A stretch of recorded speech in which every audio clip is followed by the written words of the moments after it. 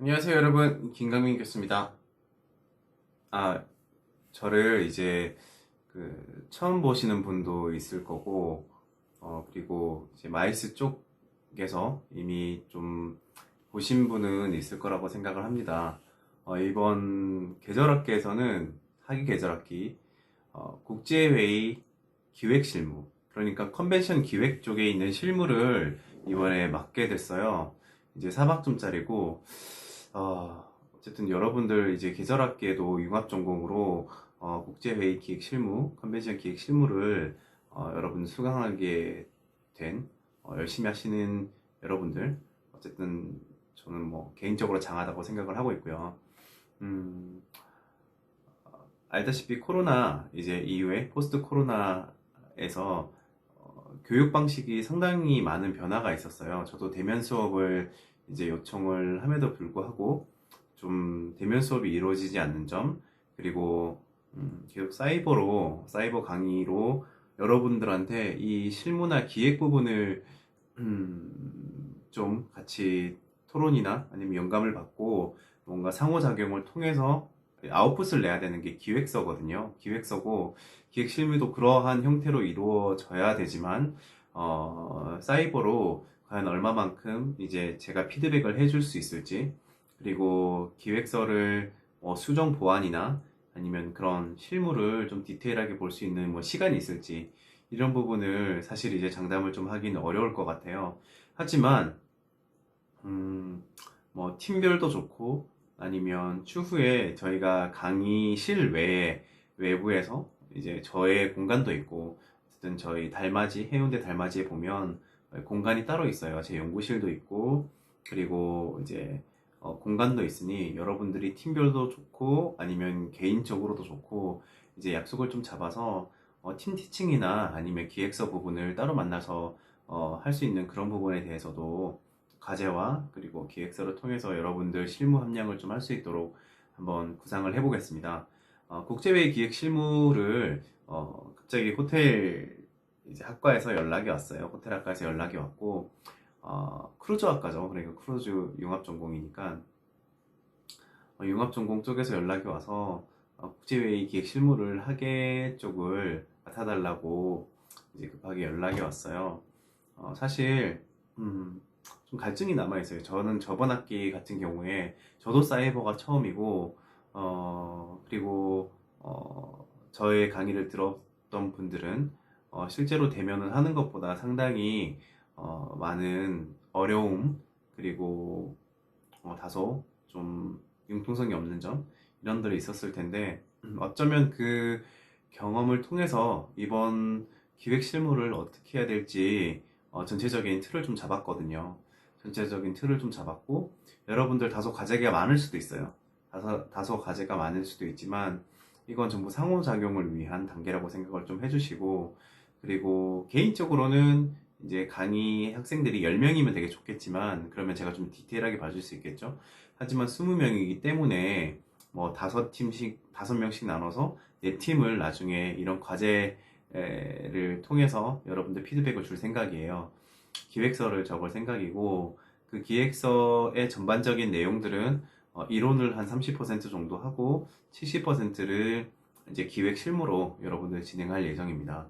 이 강의 계획서는 제가 보니까 워낙 급하게 이제 저도 이 강의를 맡게 돼서 기획서래 이제 강의 계획서를 제때 업로드 하진 못했어요. 그래서 어저께 업로드를 해놨지만 개인 자료실, 사이버 강의실의 개인 자료실에 가면 이런 강의 계획서가 있습니다. 여러분들 참고하시면 좋을 것 같고, 하지만 이 강의 계획서대로 어떤 평가나 그리고 수업이 다 이루어지진 않을 겁니다. 왜냐면 뭔가를 이 지금 시대에 정해놓는 것 자체가 좀 의미가 없다고 생각을 합니다. 저는 아까 전에 말씀드렸듯이 포커스를 두 가지로 잡아놓고 갈 거예요. 여러분들이 기획서를 스스로 적을 수 있다, 없다. 그리고 분명, 기획서를 사전에 다른 강의를 통해서도 적어봤지만, 뭐, 저만의 방식, 그리고 저는 컨벤션 뷰로에 있었거든요. 컨벤션 뷰로에 있었고, 원래, 이제 이제 직장이 컨벤션 뷰로에서 국제회의 유치랑 또 국제회의 기획, 그리고 개최 단계에서의 어떤 운영 부분, 이런 부분을 PCO랑 같이 이제 콜라보레이션해서 협업을 해서 이제 성공적인 개최가 일어날 수 있도록 그런 것들을 좀 했었어요. 그렇기 때문에 이제 기획서 부분은 누구보다 여러분들에게 디테일을 잘 찝어낼 수 있을 거라 생각하고, 그리고 두 번째, 강의 책자나 이런 곳에 없는 내용들을 할 거예요. 그거는 이제 주요 이슈가 있을 때마다 여러분들한테 할 거고, 그 중에 중요한 부분은 이런 부분이 있겠죠. 지금 마이스 산업이나 컨벤션 산업, 그리고 국제회의 기획 이 자체가 포스트 코로나 이후에 많은 것들이 변화가 되었습니다. 이제 포스트 코로나, 그러니까 외부 환경이죠. 외부 환경에 대해서 굉장히 어떤 영향을 많이 받아요. 컨벤션 쪽은 많이 받기 때문에 그 후에 어떻게 변화되는지에 대해서 응용력을 여러분들에게 좀 심어줄 생각입니다. 그렇기 때문에 기계처럼 기획 실무 예산 아니면 프로그램 뭐 이런 것들은 누구나 다 할 수 있어요. 나중에 여러분들 전공자가 아니더라도 누군가가 할 수가 있고, 하지만 그 변형에 따라서 어떻게 적용하고 또 응용력 그리고 창의력 이런 것들은 다른 수업에서는, 그리고 다른 어떤 뭐 학습을 통해서는 하기 힘들기 때문에 제가 중간중간에 이슈가 있을 때마다 꼭 수업이 아니더라도 그런 이슈에 대해서 여러분 트렌드를 읽을 수 있는 거, 이런 것들에 대해서도 공유를 할 생각입니다. 저는 현재 학교에서도 물론 이제 강의를 하고 있지만, 음, 여러분들 기사를 검색하면 나올 거예요. 이제 국제관광 거점 도시로 부산이 선정이 됐어요. 부산이 선정이 됐고, 거점 도시 선정이 되면서 전국에 몇 개의 이제 지자체들이 있죠. 전주도 있고, 아니면 제주도 있고, 다른 도시들은 그냥 거점 도시거든요. 어, 다른 도시들은 그냥 거점 도시인데, 우리 부산은 국제관광도시로 선정이 된 거예요. 그 국제관광도시에 선정이 되면서, 창원, 그리고 김해, 다른 도시들이 있죠. 이거 도시들에 대해서 부산이 중심이 돼서 관광 거점이 돼서 이렇게 벨트를 형성하는 그런 건데, 그래서 이 부산을 통해서 다른 도시들도 관광으로 활성화될 수 있도록 이렇게 만들어주는 역할이 부산이 된 거예요. 그리고 또한 서울이 상대적으로 관광이나 마이스 쪽으로 많이 몰리거든요. 그렇다 보니까 많은 수요, 그러니까 참가자들이나 관광객들을 서울에서 다 수용할 수가 없는 거죠. 그리고 실제로 한국에 왔을 때 서울에 2박 3일 정도를 머물고 대부분이 본국으로 돌아간단 말이죠. 해외 관광객들은. 하지만 부산이라는 일의 관광 도시가 나중에 돼서 이런 것들을 서울에 있던 관광객들을 좀 더 분산시켜서 부산으로 유입을 하고 서로 시너지가 날 수 있으면 우리 전국에서 우리 한국, 그러니까 대한민국에 있던 관광 산업이 전체적으로 발전될 수 있지 않을까. 그리고 서울과 부산 그리고 제주가 합쳐서 나중에 어떤 벨트를 크게끔 형성을 하면 동아시아에서도 가장 큰 관광 대국이 될 수 있지 않을까.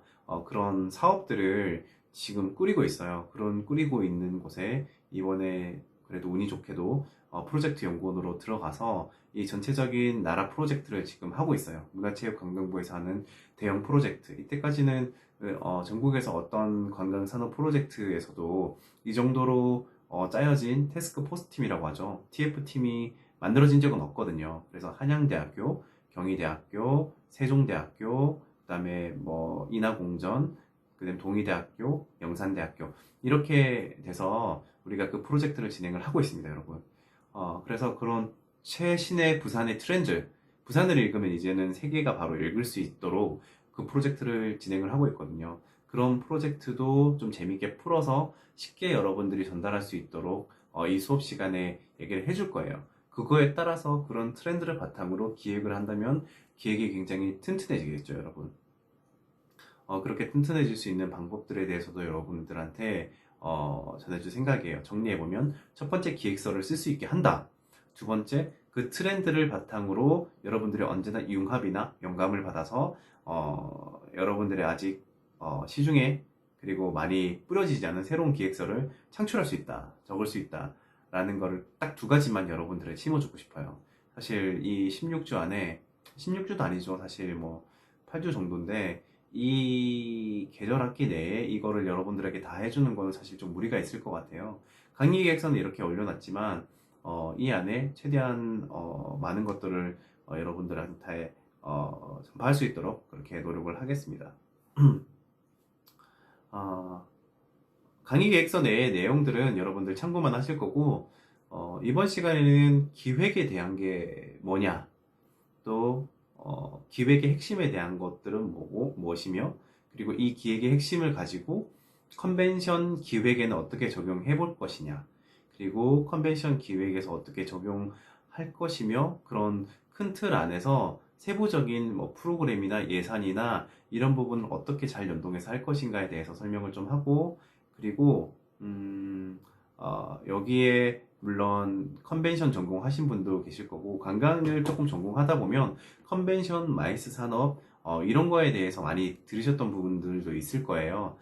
그런 분들에 대해서 간략하게 컨벤션 산업이 뭔지, 그리고 마이스 산업이 뭔지에 대해서도 간략하게 설명을 좀 하고, 다음 시간에는 구체적으로 어떻게 기획 수업이 들어가는지에 대해서 하위 분류별 어떤 기획 실습에 대해서 이론과 실무를 같이 하는 방향으로 좀 수업을 진행해 볼게요. 아직 수업에 나와 있지 않은, 교재에 나와 있지 않은 거에 대해서 좀 설명을 하겠습니다. 이거는 여러분들 뭐 메모나 필기 필요 없이 그냥 들으시면 될 것 같아요. 이제 이거는 제가 사실 대학 때 저희 은사님께서 해주신 부분이에요. 왜냐면 제가 기획을 진짜 좋아했거든요. 기획을 얼마나 좋아했냐면 우리 가족들하고 무슨 행사가 있을 때마다 제가 기획을 했어요. 예를 들어서 누나의 생일이 있다. 그러면 저는 페이퍼로 이렇게 만들었어요. 페이퍼를 만들고 누나의 생일에는 뭘 하고 뭘 하고 뭘 준비해야 되고 예산은 얼마고 이런 거를 누나를 제외한, 생일 당사자를 제외한 다른 가족들을 불러서 가족 회의를 한 거예요. 페이퍼를 내미면서 이게 얼마 필요하고 예산은 얼마 필요해, 프로그램 어떻게 할 거고, 누나는 이걸 먹일 거야, 선물은 이거 사는데 선물은 언제 사고, 이런 것들이 기획을 진짜 좋아했거든요, 여러분. 네, 그런 걸 좋아했고 그래서 그 기획의 핵심이 뭔지 알아요, 여러분? 여러분들 기획이라고 하면 여러분들 기획서가 영어로 뭔지 아시나요? 아시는 분들 있을 거예요. 영어를 잘 하시는 분들, 뭐 못 하시는 분들 상관없이 바로 프로포잘입니다. 프로포잘. 영어 발음이 좀 그런가요? 프로포잘. 하지만 고백은 뭔가요, 여러분? 영어로 프로포즈라고 그러죠. 프로포잘, 프로포즈. 크게 다르지 않습니다, 여러분. 기획의 핵심은 뭐냐면 바로 사람의 마음을 움직이는 거예요, 여러분. 사람의 마음을 움직이는 일이고, 그 사람의 마음을 움직이는 방법에 대해서는 여러 가지 것들이 있겠죠. 자신의 매력을 어필하는 방법도 있고, 아니면 그 사람이 원하는 것을 주는 방법도 있어요. 하지만 가장 좋은 건 뭐죠? 그 사람이 원하고 그 사람이 원하는 것이 내가 가장 매력을 어필할 수 있는 부분이 되어야 되는 거예요. 그게 가장 좋은 어떤 프로포즈, 고백이 되겠죠. 하지만 잘 생각을 해보면 내가 정말 매력이 있어. 내가 예를 들어서 진짜 착해. 나 심지어 외모도 괜찮아요. 키도 커. 얼굴도 잘생겼어. 더군다나 경제적인 능력도 있고 직업이 좋아. 더군다나 또 뭐 있죠? 할 수 있는 거? 심지어는 그래, 요즘에 트렌드인 동물도 키워. 그런 거예요. 하지만 이 여성도 보면 예쁘고 착하고 몸매도 좋고 심지어 강아지도 키워. 뭐 등등이 있겠죠. 하지만 이 여자는 이거를 다 갖췄기 때문에 이걸 하나를 원하는 거예요. 예를 들어서 이런 게 되겠죠. 유머러스한 거. 하지만 이 남자는 유머러스한 게 없어. 하지만 이 여성분은 단지 유머러스한 이거 하나만으로 사람을 볼 수도 있단 말이지. 그러면 이건 어떻게 될까요? 이 사람이 아무리 이 사람한테 대시를 해도 성사가 되지 않을 가능성이 크죠. 연예학과 비슷한데요. 이게 기획도 마찬가지예요. 쉽게 말하면 컨벤션을 예로 들게요. 컨벤션은 크게는 유치 제안서라는 게 있어요. 또 하나는 개최 운영 기획서가 있어요. 유치하고 개최는 여러분들 뭔지 아나요? 먼저 유치는 쉽게 말하면 다른 나라에서 국제회의 기획서 중에 유치는 다른 나라에서 개최되고 있는 회의나 개최될 예정의 회의를 우리나라로 가져오는 거예요. 이게 유치. 뭐 올림픽을 유치한다. 그러면 올림픽을 다른 나라에서 유치되고 있는 걸 우리나라에 유치를 하는 거. 그리고 뭐 한평 나비 축제를 부산 나비 축제를 유치하는 거. 엑스포를 유치하는 거. 이게 유치하는 거고요. 유치를 한 다음에 어떻게 해야 되겠어요, 여러분? 열어야 될 거 아니에요. 유치를 한 다음에 이거 실제로 열어야 될 거 아니에요. 이거를 행사를 열어야 될 건데 이게 개최라고 해요. 개최 아니면 운영 계획서라고도 하고요.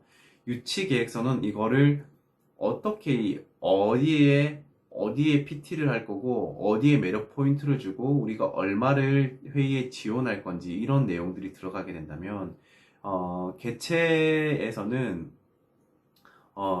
이런 것들이 구체적이고 의전은 어떻게 할 거고 행사장은 어떻게 할 거고 밥은 어떻게 먹일 것이며 호텔은 어디 이 구체적인 이제 운영에 관한 내용이 되어 있는 거예요. 그래서 이 두 개로 유치 계획서랑 그 다음에 개최 계획서로 나뉘어지게 돼요, 여러분. 국제회의 기획서는 이 큰 두 부류로 나뉘어지게 되는데 유치 제안서 그러니까 기획서 중에 유치 제안서를 예를 들어 볼게요. 여러분들이 좋아하는 나라가 어디 있죠? 쉽게 스위스. 좋아요. 발음이 좀 그러면 스위스가 있어요, 여러분. 스위스가 있는데 우리는 스위스에 있는 어떤 뭐가 있겠죠. 스위스 제네바에 있는 여러분들이 좋아하는 통신, 요즘에 스마트폰 좋아하죠, 여러분. 통신 뭐 스마트 관련한 국제 회의를 부산으로 유치를 하고 싶어요. 통신 관련한 스마트폰 뭐 그런 이제 컨텐츠가 있는 국제 회의를 부산으로 유치를 하고 싶어요, 여러분. 그래서 다양한 조건들이 막 나와 있어요. 관광도 돼야 되고 의전도 돼야 되고 뭐도 돼야 되고 뭐도 돼야 되고 뭐도 돼야 되고 이런 조건들이 쫙 있거든요. 이게 바로 사람으로 치면 내가 원하는 게 되겠죠. 그쵸? 그리고 부산은 유치 기획서를 낼 때 그런 것들을 다 충족을 이렇게 시켜줘요. 충족시켜주는데 하나 이제 국제회의 쪽에서 그 스위스에 있는 국제회의 뭐 협회가 될 수도 있고 학회가 될 수도 있는데 주최 측에서 이런 말을 해요. 다른 건 몰라도 너희 호텔이 한 5만 개 정도 있어야 돼. 호텔이 우리는 참가자가 한 8만 명이 되니까 한 5만 개의 객실이 필요해. 뭐 투인도 있을 수 있으니까 2명 잘 수 있잖아요. 그래서 이게 한 5만 개 정도가 필요해. 참가자가 8만 명이니. 그러니까 호텔이 너희가 돼야 돼. 관광 마음에 들고 컨벤션 센터 좋고 아니면 뭐 접근성 좋고 비행기표 다 있고 그런데 호텔이 안 되는 거야, 여러분. 호텔이 부산이 한 3만 개밖에 없어. 그러면 안 되는 거잖아요, 그죠? 이거는 이미 유치 어떤 기준에서 안 되는 거예요. 다른 건 다 충족시키지만 이 한 필수 조건 때문에 절대 유치가 안 되는 거죠, 여러분. 하지만 유치 계획서는 그렇게 단순하지 않아요. 유치를 하기 위해선 기존에 있던 통념을 버리는 것도 중요하겠죠. 이게 프로와 아마추어의 차이예요, 여러분. 유치 기획서를 적을 때 기준을 보고 이거는 기준이 안 돼. 우리 부산은 기준이 안 되구나. 그럼 이건 제한하지 말아야지가 아니에요, 여러분. 어떻게 해야 될 것 같아요? 그쵸? 기존에 예를 들어서 호텔이 예를 들어서 뭐 한 진짜 8만 명 정도 오는 회의 같은 경우에는 경제 파급 효과가 몇 천억 정도 어마어마하거든요. 그런 걸 유치하기 위해서는 때로는 제도나 행정적 개선도 필요해요. 뭐냐면 외국에서 말하는 숙박의 호텔의 개념이 우리나라 모텔 수준보다 더 낮은 것도 되게 많거든요. 하지만 우리의 인식 자체는 인터내셔널 하지 않아요. 우리가 생각하는 모텔은 다소 음성적이고 또 뭐 불친절하고 그리고 약간 뭐 지저분할 수도 있겠고 이런 상상을 한단 말이에요. 그쵸? 하지만 그린이 8만 명 유치를 하기 위해서는 먼저 유치 계약서를 적을 때 이 모텔에 있는 숙소 파악까지 다 해버리는 거예요, 여러분. 맞죠? 왜냐면 유치는 1, 2년 내에 일어나는 게 아니라 유치를 보통 할 때는 최소 2년 전에 유치를 하는 경우도 있거든요. 그런 다음에 이게 막상 유치를 내잖아요. 유치 제안서를 내요. 호텔에 있는 거 플러스 모텔에 있는 방수까지 다 파악을 해서 부산시에서 우리는 숙박이 5만 개? 아니야, 우리는 10만 개 있어. 그러니까 너희가 널널하게 그냥 와. 5만 개보다 2배가 있으니 그냥 와. 라고 이렇게 제안을 하는 거죠. 그쵸? 실제로 그렇게 제안을 해서 부산의 라이온스 대회 때는 왔거든요. 모텔에 이렇게 숙박한 사람들이 진짜 되게 흥미로워하고 방도 깨끗하다 그랬어요. 넓고 호텔보다도 넓은 모텔 객실이 되게 많았기 때문에 그리고 가격도 더 저렴했거든요. 그걸 보고 아, 우리는 핵심적인 로비에서 주는 조식이나 아니면 그렇게 뭐 밤에 서비스로 줄 수 있는 여러 가지는 없었지만 잠 자고 가격 싸고 이런 거는 충분했다고 평이 오히려 좋은 것도 되게 많았거든요. 바로 여러분들 기획은 그런 겁니다. 유치 제안서에서 있는 기획은 이런 조건이나 여러 가지 있던 크리에이티브한 여러 가지 것들을 좀 생각해내서 인터내셔널한 기준을 가지고 거기에 이제 여러 조건들을 충족시키는 거예요. 여러분들 마찬가지예요. 예를 들어서 이 사람이 아까 전에 사람으로 돌아가 보면 나는 유머가 없어요. 근데 이분은 유머가 필요해. 그러면 아 남자가 보고 난 유머러스하지 않아. 난 좀 진지한데? 그러면 이 사람하고 나는 뭐 관계가 끝이야. 나는 아예 대시를 할 수 없겠구나 하고 포기할까요? 그런 사람이 매력이 있을까요? 아니면 프로포즈 할 때 얘기를 해요. 난 좀 재미없는 사람이다. 좀 진지한 사람인데 내가 뭐 과외를 받더라도 아니면 어떤 스피치 학원에서 유머러스한 그걸 해주는 걸 하더라도 난 당신하고 만나고 싶다라고 말을 진지하게 하면 이게 바로 진정성이거든요. 어떤 크리에이티브한 것도 필요하지만 진짜 이 사람하고 잘 되고 싶으면 그런 여러 가지 것들도 계속 생각을 해낸다는 거죠. 이 사람하고 잘 되기 위한 부족한 부분을 채워나가려고 계속 애쓴다는 거죠. 크리에이티브한 거는 그런 것에서 시작해요, 여러분. 기획서의 핵심은 사람의 마음을 뺏는 거고 사람의 마음을 움직이는 거고 그렇게 하기 위해서는 다소 창의력도 필요하지만 가장 중요한 건 여러분 진정성이에요. 개최기획서도 마찬가지예요. 유치기획서도 굉장히 진정성이 많이 필요하고 개최기획서 또한 진정성이 많이 필요해요. 개최기획서를 예를 들어볼게요. 유치기획서는 이때까지는 했죠. 개최기획서에 왜 진정성이 필요하냐면 여러분들 개최계획서는 유치계획서는 좀 더 크리에이티브한 게 필요하고 개최계획서는 어떤 게 필요하냐면 안정성이나 신뢰가 필요해요, 여러분. 무슨 말이냐면 요즘에는 모두의 여행이라고 그래서 대한여행도 좋고 모두의 여행이라고 그래서 어, 기존의 어떤 사실 장애인들이 몸이 불편한 분들이 관광을 할 수 있는 어떤 베뉴가 한정돼 있었어요. 그리고 어떤 수용성이라고 하거든요. 수용성이라고 그래요. 그 사람들을 부산의 관광으로 받아들일 수 있는, 수용할 수 있는 시설이 있는가 없는가, 인프라가 있는가 없는가를 요즘에는 되게 많이 측정을 해요. 인터내셔널한 어떤 건. 왜냐면 점점 세계의 인구가 고령화되고 있거든요. 꼭 내가 몸이 불편한 사람뿐만 아니라 고령화가 되다 보면 그런 인프라들이 개선이 되어야 됩니다, 여러분.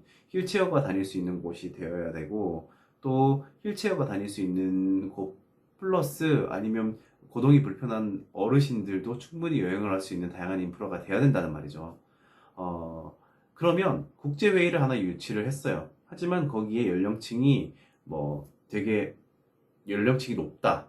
그러면 그분들이 충분히 부산에서 잘 개최를 할 수 있도록 해주는 것이 필요하겠죠. 예를 들어서 조금 경사가 있는 관광지 같은 경우에는 계단이 많거든요. 계단이 굉장히 많은데 그 계단 옆에 여러분들 본 적 있죠? 이렇게 쉽게 휠체어를 끌고 올라갈 수 있도록 이 경사면을 새로 데코로 만든다든지 아니면 거기에 좀 많이 높으면 휠체어를 만든다든지 그런 것들이 좀 필요하거든요. 여러분도 혹시 해상 케이블카 타보셨어요? 부산에? 그런 시설들이 되어 있습니다.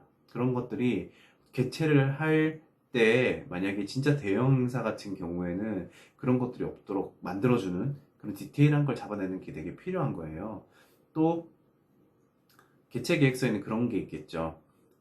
굉장히 많은 사람들이 들어오게 되면 일단 외국에서 들어오게 되면 공항에서 어떻게 될까요? 여러분들 혹시 비행기 한 3대 정도 들어올 때 자기가 거기 줄 서본 적 있나요? 외국에서나 우리나라에서나? 입국할 때나 출국할 때 굉장히 오랜 시간 기다립니다. 창구가 몇 개 없잖아요. 그죠?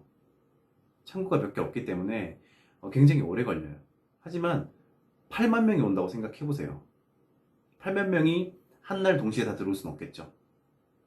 그럼 3일에 걸쳐 들어올 수도 있고 아니면 이틀에 걸쳐서 들어올 수가 있는데 이 8만 명이나 되는 외국인들을 빨리 통과하게끔 만들기 위한 스루패스, 그러니까 외국에서 이미 비자나 입국 심사대에서 이 컨벤션을 위한 이 국제회의를 위한 사람들이 들어왔다고 하면 그 사람들이 불편하지 않게 입국 심사대에서 다양한 검사를 하지 않고 다이렉트로 통과되게끔 만들 수 있는 게 필요한 거죠. 그런 것들을 개최 계획서에 넣는 거예요. 그리고 또 그런 사람들이 45인승 버스에 들어간다 그래도 몇 대의 버스가 필요할까요, 여러분? 10대라고 해도 450명밖에 못 타요. 그쵸? 그러면 100대를 해도 4,500명밖에 못 타요. 그쵸? 그럼 1000대를 해도 45,000명밖에 못 타요. 1000대가 여러분들 얼마나 많은 버스가 필요한 줄 알아요? 그 다 못 타잖아요. 그쵸? 그런 시간 운영상의 어떤 셔틀버스, 그리고 개개인으로 올 때 있는 교통동선, 대중교통을 이용할 때에 대한 교통동선, 이런 것도 여러분들이 개최 계획서에 다 넣어줘야 돼요. 그리고 개최 계획서 안에는 디테일이 더 많이 필요한데, 한 번에 8만 명이란 분들이 식사를 다 할 수는 없겠죠. 그러면 조금 나눠서 뭐 2만 명씩에서 4개의 베뉴로 한 번에 음식을 먹게 한다. 여러분들 혹시 친구들하고 아니면 가족들한테 혹시 뭐 음식 만들어 줘 봤나요? 음식 만들어 주면 4명, 5명 만들어 봤어요, 혹시? 아니면 4명 다 각계 메뉴를 만들어 본 적은 없죠. 한 곳에서 이렇게 만들어서 뭐 퍼다 나르는 형식으로 4명 했잖아요. 그죠? 음. 근데 이게 한 번에 뭐 작게는 1000명, 많게는 2만 명까지는 이 음식이 다 나간다고 생각을 해보세요. 여러분 어떻게 될까요? 음식 대란 됩니다. 그쵸? 음식이 대란이 일어나요. 한 번 끝에서 이 마지막 열에서 첫 번째 열까지 음식을 거의 동시에 나가지 않으면 음식이 다 식어요, 여러분. 어떤 사람은 코스로 만약 준비했다 그러면 이 사람은 이제는 처음에 에피타이저를 먹고 있는데 끝 사람은 후식을 먹고 있어요. 그것처럼 편차가 굉장히 크기 때문에 시간 조절도 굉장히 잘해야 되고 또 이거에 따라서 음식 나가는 속도라든지 아니면 메뉴라든지 이런 것들을 굉장히 잘 짜야 되고 또 거기에 어떤 무슬림이나 아니면 베지테리언이 있어요. 그런 것들이 파악 안 된 채로 고기가 다 나갔다가 소고기가 다 나가거나 이렇게 되면 어떻게 될까요? 그 행사 망하는 겁니다, 여러분. 그 행사에서 왜냐하면 개최에 참가하는 사람들은 거의 오피니언 리더라고 그러죠. 그 업계 뭐죠? 그 나라에서 굉장히 지위층이 많단 말이에요. 지위층이 굉장히 많기 때문에 그런 분들이 한번 흔히 말하는 입방아죠. 입방아에 오르내리게 되면 우리나라에 2번 다시 하나요, 몇 년간은. 그런 게 있기 때문에 굉장히 세심하고 디테일이 많이 필요한 작업들이 있습니다. 다행히도 여러분들 기획을 할 때 이미 우리나라의 컨벤션 역사상 많은, 그렇게 길진 않지만 많은 데이터베이스들이 쌓여 있고 또 다른 나라 DMO, 데스티네이션 마케팅 뭐 아니면 데스티네이션 마케팅 오르가나이저들을 통해서 서로 많은 정보들을 교류하고 있어요. 이카나 UI 통해서도 마찬가지고 파타도 마찬가지고요. 이런 정보가 많이 교환되어 있으니까 그런 걸 통해서 여러분들이 충분히 반영을 해서 참가자들의 리스트를 보고 그런 것들을 디테일하게 개최 계획서 그리고 운영 계획서를 잘 짜는 것이 필요해요. 그래서 여러분들은 이번에 유치 계획서랑 개최 계획서 이 2가지를 여러분들 짜게 될 거예요.